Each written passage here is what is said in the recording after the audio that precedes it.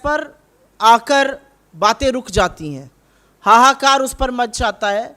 1000 रुपये का रसोई गैस है, 100 के पार पेट्रोल है, 90 का आंकड़ा डीजल क्रॉस किए हुए कई जगहों पर, तो हाहाकार उस पर मचता है। और इस मंच के माध्यम से भी हम लोगों ने कई बार सोती हुई सरकार को जगाने का प्रयास किया है, लेकिन वस्तुतः स्थिति जो है वो और भी शर्मनाक है और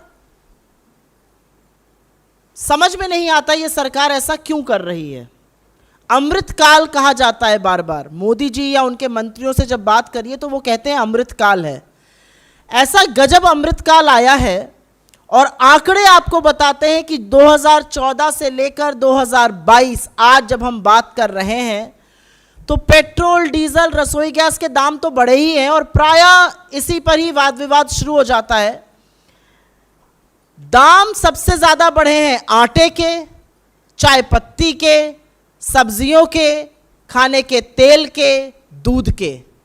और एक बेस ईयर कंपैरिजन होता है जो अभी कंज्यूमर प्राइस इन्फ्लेशन हम लोग जो ट्रैक करते हैं, रिटेल इन्फ्लेशन, खुदरा इन्फ्लेशन, जिसकी दर 6.95% है अभी, उसका बेस ईयर से अगर हम कंपैरिजन देखें तो जनवरी 2014 से मार्च के अंत 2022 में परसेंटेज वाइज जिन चीज़ों का दाम बढ़ा है उसमें 299 चीज़ों की एक लिस्ट होती है सीपीआई में, उसमें से 235 चीज़ों का दाम करीब करीब 80% चीज़ों का दाम पेट्रोल के मुकाबले ज़्यादा बढ़ा है 2014 से लेकर 2022 तक। और एक विडंबना यह है कि हम आशा करते हैं कि कभी क्रूड गिरेगा, जब गिरता भी है, चुनाव आएंगे तो पेट्रोल का दाम बढ़ना बंद हो जाता है। पेट्रोल का दाम सरकार के हाथों में लगातार रहता है, जब चाहते हैं बढ़ाते हैं, जब चाहते हैं घटाते हैं। तो एक ये आशा कहीं ना कहीं रहती है कि चलो चुनाव आएगा पेट्रोल का दाम नहीं बढ़ेगा। लेकिन जिन चीज़ों के बारे में हम आज बात करने जा रहे हैं उसके दाम लगातार बढ़ रहे हैं और वो इस तरह से बढ़ रहे हैं कि वो घटेंगे नहीं। उसकी जो रेट है, जो बढ़ने की दर है, वो एक ही तरफ है और वो ऊपर की ओर है। और इसीलिए शायद आंकड़ों के मुताबिक घर चलाने का खर्चा पिछले 2 साल में ही, हम तो आपके सामने 8 साल के आंकड़े लेकर आए हैं कि लेकिन पिछले 2 साल में ही घर चलाने का खर्चा करीब 44% बढ़ गया है। ये हम आपके साथ शेयर करेंगे, इसमें सारा डेटा है।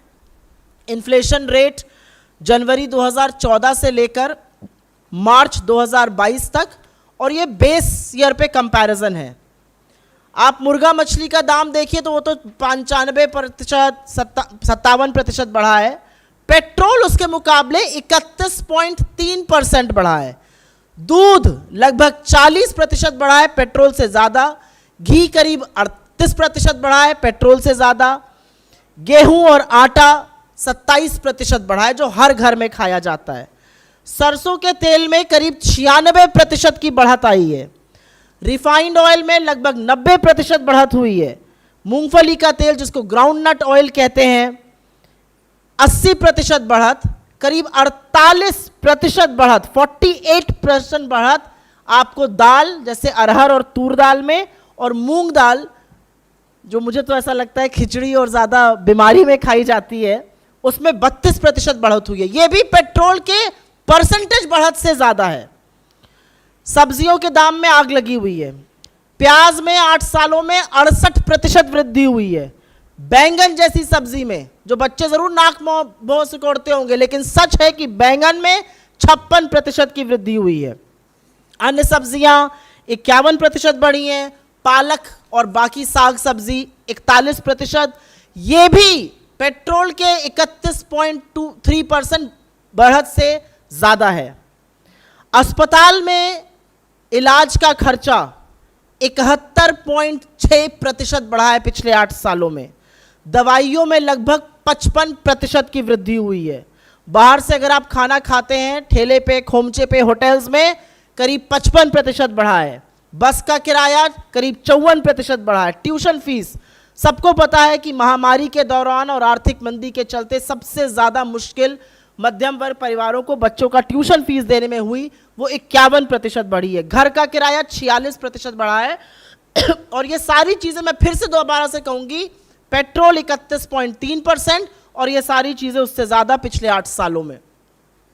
तो सिर्फ महंगाई से ही लोगों को त्रस्त नहीं किया जा रहा है, जो थोड़ी बहुत जमा पूंजी आपकी बैंक में है, एफडी में, उसमें भी डाका डाला जा रहा है और आपके सर के ऊपर कर्जा भी का बोझ बढ़ रहा है।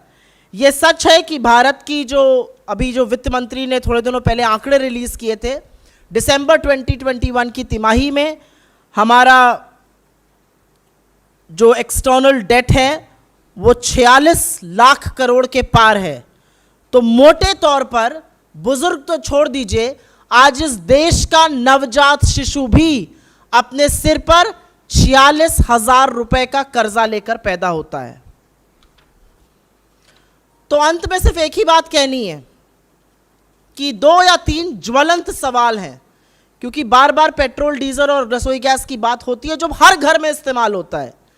लेकिन सवाल यह है कि जब इस देश की 84%